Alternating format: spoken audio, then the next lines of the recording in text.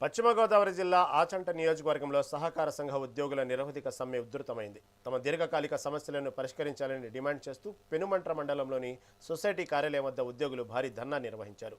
GO number 36ను తక్షణమే అమలు చేయాలని, పెండింగ్లో ఉన్న 2019-21 వేతన బకాయిలను వెంటనే విడుదల చేయాలని నినాదాలు చేశారు.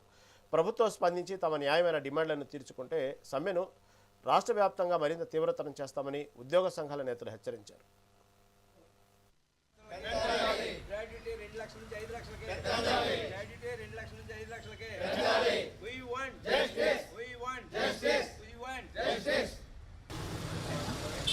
డిసెంబర్ 6 నుంచి విడతల వారీగా ధర్నాలు చేసుకుంటూ వచ్చాం.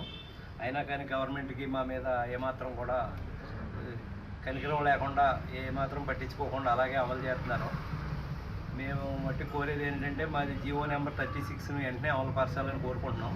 మరి 2019 నుంచి 2024 వరకు పెండింగ్లో ఉన్న వేతనాలని మధ్యంతర వృత్తి కింద ఇవ్వాలని కూడా కోరుతున్నాం.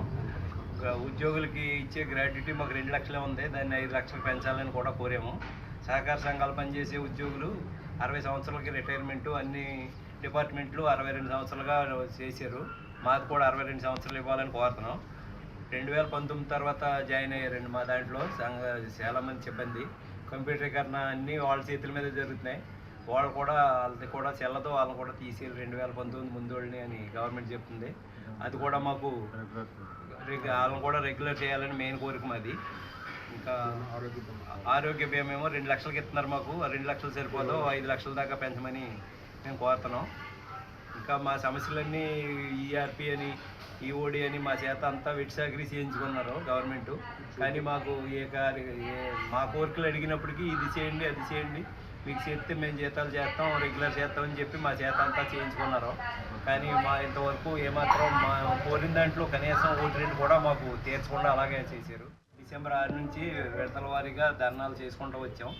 అయినా కానీ గవర్నమెంట్కి మా మీద ఏమాత్రం కూడా కనికరం లేక సంవత్సరాలుగా ఆంధ్రప్రదేశ్ రాష్ట్ర వ్యవసాయ సహకార సంఘాల ఉద్యోగులు నిర్వహిస్తున్నటువంటి ఉద్యోగుల కోరికలు రాష్ట్ర ప్రభుత్వం వారు ఎన్ని రాష్ట్ర ప్రభుత్వాలు వచ్చిన మారినప్పటికీ కూడా సహకార సంఘాల ఉద్యోగుల కోరికలు నెరవేర్చడం లేదు.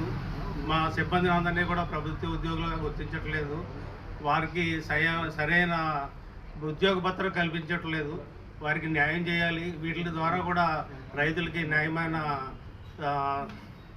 వ్యవసాయ అధికారులు అంతాయని, మరియు వీళ్ళ జీవితకాలంగా పరిష్కరించిన వేతనాలు డ్యూటీలో పెట్టడం జరిగింది. వాటిని కూడా రద్దు చేసి సమాన పద్ధతిలో వేతనాలన్నీ కూడా నిర్ణయించి ఉద్యోగులకి భద్రత కల్పించాలని రాష్ట్ర సహకార సంఘాల ఉద్యోగుల తరఫున నిరసన వ్యక్తం చేస్తూ గత నెల నుంచి కూడా ఆర్సీఎస్ గుంటూరు వద్ద వంట వార్పాటు కార్యక్రమం చేసినప్పటికీ కూడా ఈ రోజు వరకు రాష్ట్ర ప్రభుత్వం నుండి ఎటువంటి స్పందన కూడా వచ్చి ఉండలేదు.